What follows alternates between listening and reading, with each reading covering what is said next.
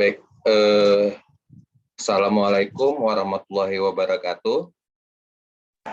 Waalaikumsalam. Waalaikumsalam warahmatullahi wabarakatuh. Baik, ya sebelumnya saya ucapkan terima kasih ya buat para teman-teman yang telah meluangkan waktunya untuk hadir di pertemuan kita ini.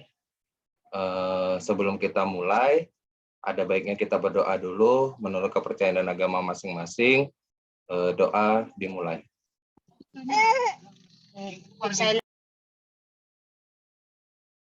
Baik, doa selesai. Langsung saja untuk mempersingkat waktu, saya share screen ya, di mana mata kuliah yang kita ampuh sekarang itu adalah mengenai sistem pendukung keputusan. Ya, nah ini sudah tampil ya. Sudah, Pak. Baik. Sudah, Pak. Nah, jadi sistem pendukung keputusan. Mungkin dari beberapa kalian sudah pernah mendengar mengenai mata kuliah ini. Jadi dalam hari ini kita akan membahas mengenai dasarnya. Jadi ada dua pokok pembahasan, di mana yang pertama itu adalah pengenalan dan pemahaman apa itu yang dimaksud dengan SPK. Jadi sistem pendukung keputusan, atau bahasa kerennya ya, itu DSS, Decision Support System. Ya, yang kedua kita akan membahas perbedaan dari SPK dengan Expert System. Nah, Expert System itu kalau kalian tahu itu adalah nama lain dari sistem pakar. Ya, jadi di sini juga kita akan membahas mengenai perbedaan dari sistem pendukung keputusan dengan sistem pakar.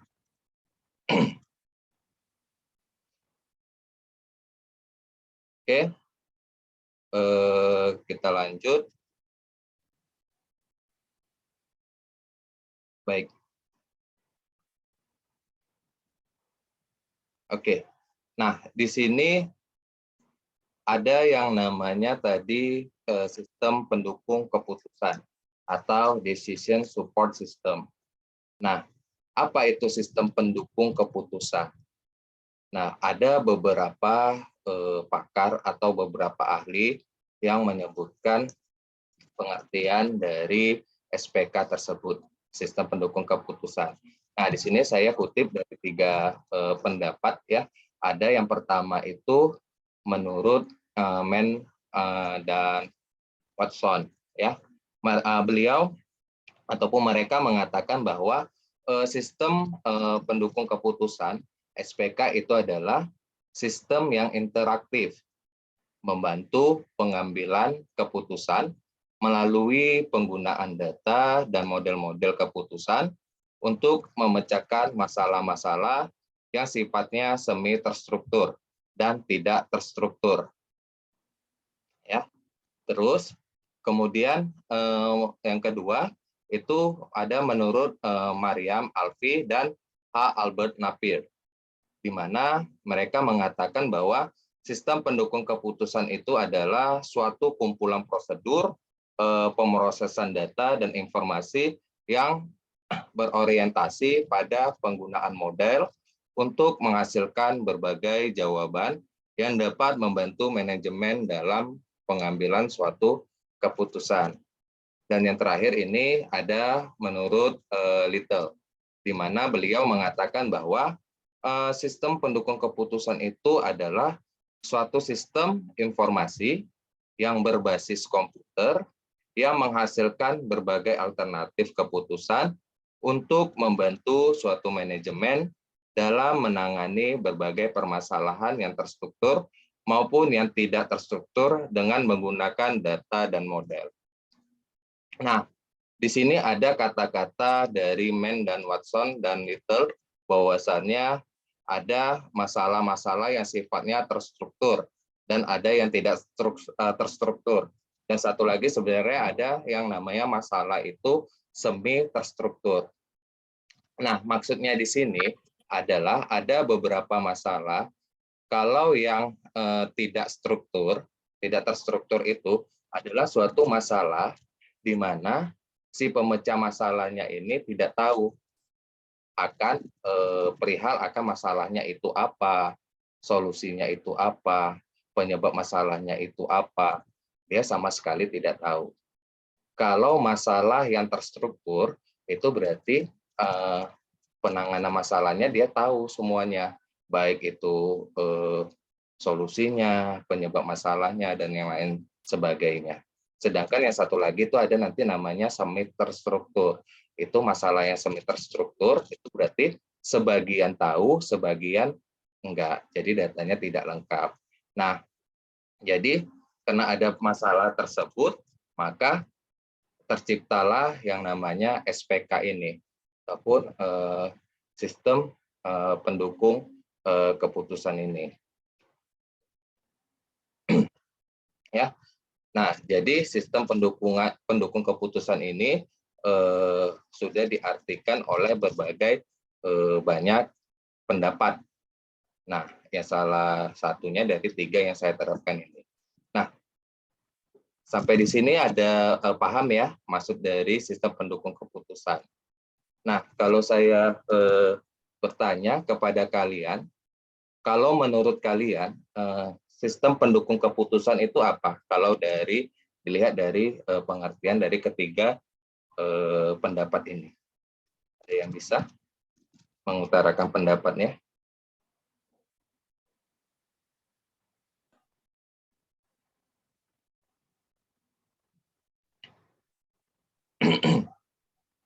Yuk, menurutnya. Atau Romi, pembukaan dulu Romi. Menurut Romi Boleh, apa Pak. sistem pendukung keputusan ini? Kalau menurut saya itu sistem pendukung keputusan itu dia sistem berbasis komputer, dia lebih kayak membantu kepada suatu pihak gitu Pak. Misalnya kita nggak mau contohkan langsung ke manajemen gitu. Untuk kita pribadi pun kalau kita ingin mencari suatu keputusan itu, kita bisa menggunakan suatu aplikasi dari sistem pendukung keputusan gitu. Misalnya pada semester lalu itu kami ada belajar SPK gitu. Itu ada beberapa metode yang dibahas seperti match profil gitu kan. Saya ada tugas-tugas gitu, saya selalu mengambil metode tentang match profil gitu. Jadi misalnya di suatu perusahaan ingin memilih karyawan terbaik dari beberapa gitu, kita bisa menggunakan match profil, metodenya seperti itulah Pak. Jadi itu lebih membantu kepada suatu pihak yang membutuhkan gitu Pak. Membantu dalam pengambilan keputusannya terutama ya. Iya Pak. Baik. Ada lagi yang lain? Menurut pendapat kalian SPK itu seperti apa?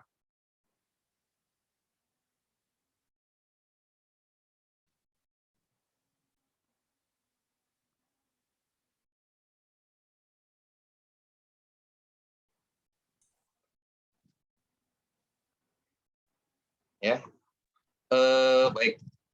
Jika tidak ada lagi, betul kata si Romi. Jadi intinya SPK itu memang ada beberapa metodenya, di mana metode tersebut bisa untuk membantu mendukung keputusan seorang manajer ataupun kepala organisasinya dalam penyelesaian suatu masalahnya. Ya, jadi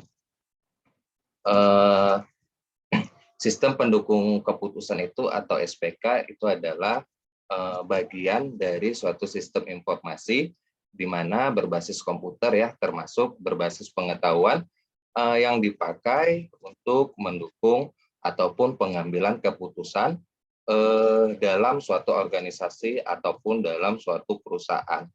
Ya, itu jadi pengertian dari SPK. Kemudian ada lagi yang namanya pada SPK ini ada komponennya. Nah, komponen-komponen utama dalam SPK itu terdiri dari yang namanya database, kemudian model base, serta user interface untuk memudahkan proses interaksi antara manusia dengan komputer.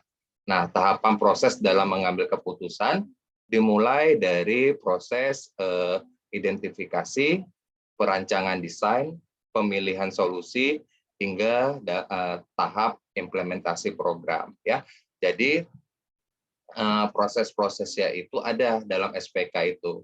Ya, jadi dari identifikasi apa-apa saja. Jadi kalian jika ingin menggunakan SPK dalam suatu penyelesaian masalah, kalian harus tahu dulu komponennya, harus lengkap dulu. Pertama kalian identifikasi apa akar masalah yang mau kita pecahkan. Misalnya seperti Romi tadi mengatakan di suatu perusahaan, misalnya pengangkatan karyawan. Nah, selama ini mungkin pengangkatan karyawannya secara sepihak, seperti itu, tanpa ada nilai-nilai yang terukur, sehingga menyebabkan karyawan-karyawan yang lain itu berontak ataupun ada rasa cemburu, ketidakadilan dalam pengangkatan karyawannya. Maka kita identifikasi masalahnya. Itu. Setelah sudah kita dapatkan masalahnya, baru kita perancangan, kita desain. Nah, desainnya ini termasuk apa? Pemodelan. Pemodelannya apa? Itu menggunakan metode-metode yang cocok. Kalau misalkan pemilihan karyawan terbaik itu kan perankingan, berarti itu banyak metode. Salah satunya yang mudah, yang banyak itu SAW ada namanya ya, Simple Activating, dan banyak hal yang lainnya. Ya, untuk metode-metode dalam SPK ini nanti akan kita bahas di pertemuan-pertemuan selanjutnya. Kemudian setelah kita sudah mengetahui perancangan desainnya, modelnya itu seperti apa ya. Jadi perancangan desainnya ini juga kita sudah menentukan seperti kriteria. Dalam SPK itu kan ada yang namanya kriteria, atribut, bobot, nilai weight-nya, nilai penting seberapa pentingnya kan ada. Nah, setelah sudah selesai, baru kita ada namanya pemilihan solusi hingga ke tahap implementasi program ataupun penerapan program yang kita buat. Jadi para manajer ataupun SPP tersebut tidak payah secara manual lagi menghitungnya. Jadi sudah terkomputerisasi gitu. Ya. Kemudian mengenai SPK, kita ada yang namanya tujuan dari sistem pendukung keputusan. Nah, tujuan dari sistem pendukung keputusan ini itu adalah membantu para manajer dalam pengambilan keputusan atas masalah semi terstruktur, memberikan dukungan atas pertimbangan manajer, dan bukannya dimaksudkan untuk menggantikan fungsi manajer. Kemudian peningkatan produktivitas berdaya saing. Ini menurut pendapat Saifuddin dan Wahyuningsi di tahun 2014. Itulah tujuan dari SPK. Ya. Kemudian ini ada yang namanya karakteristik yang diterapkan pada DSS ini. Ini contohnya diantaranya yang pertama itu adalah selalu mendukung setiap proses pengambilan keputusan yang lebih efektif serta memprioritaskan kepada sebuah sistem manajemen berbasis persepsi. Contohnya di dalam sebuah sistem pendukung keputusan untuk pengelolaan data administrasi suatu keuangan di bidang perbankan. Kemudian yang kedua, tampilan setiap antarmuka yang mampu mengendalikan dan mengontrol setiap proses pengambilan keputusan yang sebelumnya dikerjakan oleh manusia. Kemudian yang ketiga, itu selalu mempunyai kapasitas dialog yang disesuaikan dengan kebutuhan untuk dapat memperoleh informasi sevalid mungkin. Kemudian yang keempat, sering membutuhkan sebuah struktur data yang bersifat komprehensif, ya, sehingga mampu melayani kebutuhan informasi yang detail. Dan yang terakhir itu dapat memiliki sebuah subsistem yang memiliki hubungan integrasi dengan baik sehingga dapat menjadi bagian dari satu kesatuan item ataupun komponen, ya. Nah, jadi itu sedikit dari pembahasan mengenai SPK. Kemudian nanti ada sedikit pembahasan mengenai expert system atau sistem pakar. Nah, sebelum kita masuk ke expert system, pada SPK ini ada nggak yang mau ditanyakan dari kalian?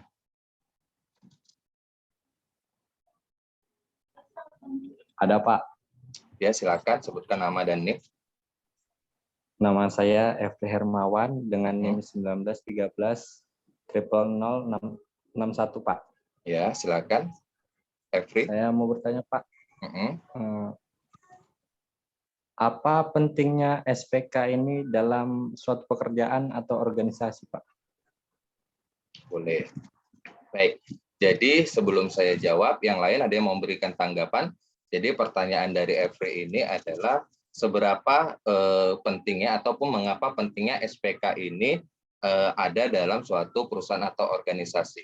Ada yang bisa berpendapat kenapa SPK ini penting jika diterapkan di suatu organisasi atau di suatu pekerjaan. Ada yang bisa memberikan pendapatnya?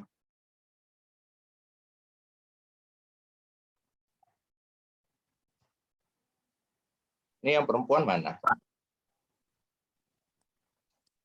Saya boleh, Pak. Boleh, Romi, silakan Romi. Kalau menurut saya itu pentingnya itu seperti yang tadi kita bahas, SPK ini sangat membantu manajemen gitu, Pak.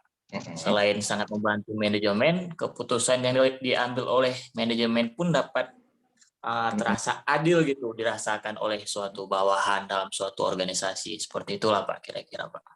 Baik. Nah, jadi benar ya untuk Romi. Jadi SPK itu sangat penting untuk membantu suatu pengambilan keputusan agar keputusan tersebut tidak sepihak. Jadi ada nilai-nilai terukur yang mendasarkan suatu keputusan tersebut ya. Bagus untuk Evri dan Romi ya. Selanjutnya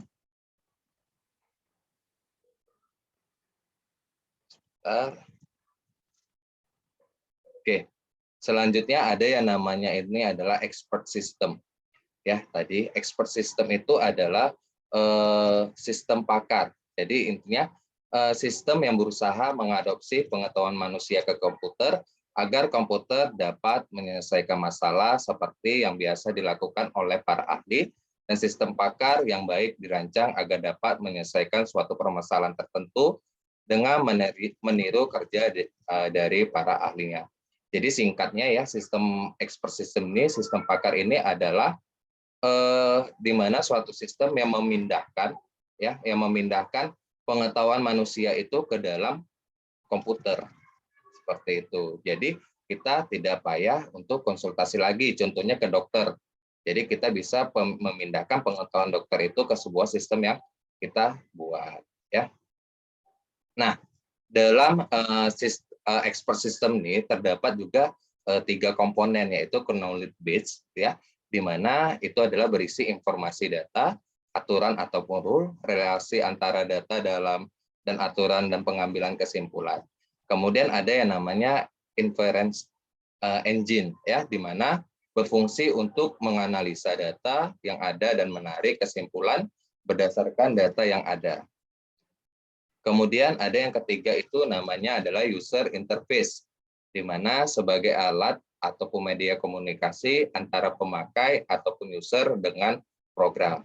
Ya. Kemudian satu slide lagi ini biar nanti bisa saya tanya jawabnya. Nah, ini tadi perbedaannya. Ya, di sini ada 4 perbedaan yang saya simpulkan untuk expert system dan DSS ini, SPK ini. Ya, yang pertama itu DSS ini terdiri dari rutin merefleksikan keyakinan manajer dalam caranya memecahkan masalah. Kemudian keputusan yang dihasilkan oleh DSS ini merefleksikan gaya kemampuan manajer. Sebaliknya, expert system ini memberikan peluang untuk mendapatkan kemampuan dalam membuat keputusan melebihi kemampuan yang dimiliki manajer. Kemudian expert system mempunyai kemampuan untuk menjelaskan jalur penalaran yang diikuti pencapaian pemecahan tertentu. Penjelasan mengenai bagaimana pemecahan dicapai akan lebih berguna daripada pemecahan itu sendiri. Kemudian DSS menggunakan database, sedangkan expert system ini menggunakan knowledge base. Ya. Kemudian DSS ini berbasis pada pemodelan, sedangkan expert system ini berbasis pada konsultasi. Nah, jadi berikut materi kita ya di pertemuan mengenai sistem pendukung keputusan ini, di mana ada 2 topik, itu pengenalan dan pemahaman apa itu SPK, kemudian perbedaan SPK dengan expert system ya. Nah, dari yang kalian pahami ini ada yang mau ditanyakan atau bagaimana?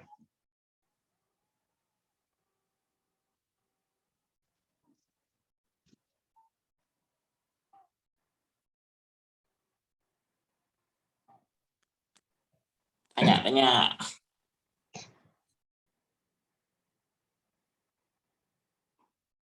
Oke, Pak, izin bertanya, Pak. boleh silakan Leo. Saya Dini Ramadan, Pak. NIM 1913 Ya, Dini. 000 268. Silakan Denny. Ya, Pak. Saya ingin bertanya, Pak. Kalau misalkan menyusun struktur suatu organisasi dan struktur dalam perusahaan itu apakah juga termasuk SPK, Pak? Nah, jadi gini, kalau penyusunan struktur organisasi, maksud dari struktur organisasi kamu pastikan ya, misalkan manajer, supervisor, operator-operatornya, seperti itu ya. Nah, dalam menyusun struktur organisasi tersebut, ya, itu ada nggak keputusan-keputusan yang diambil? Misal kamu nih direkturnya Denny. Iya, Pak.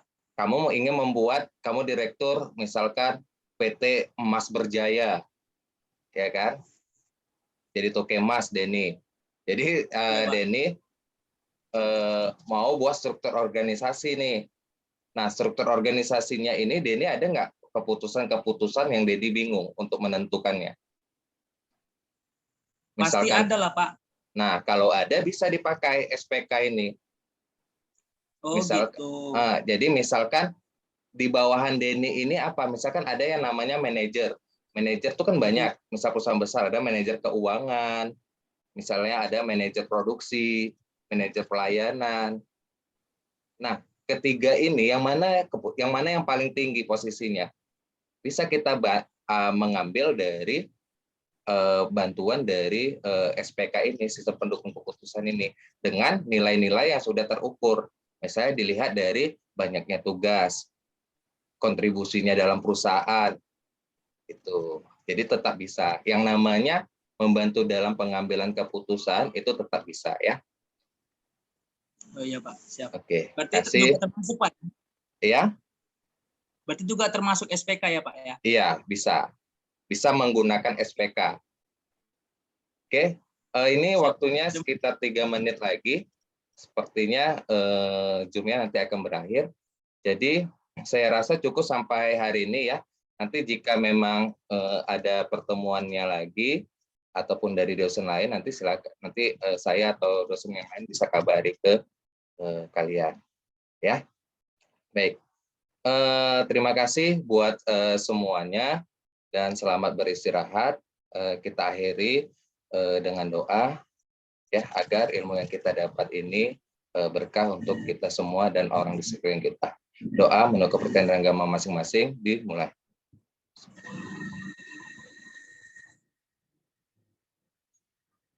Baik, doa selesai. Ya, saya akhiri. Wassalamualaikum warahmatullahi wabarakatuh. Waalaikumsalam warahmatullahi wabarakatuh.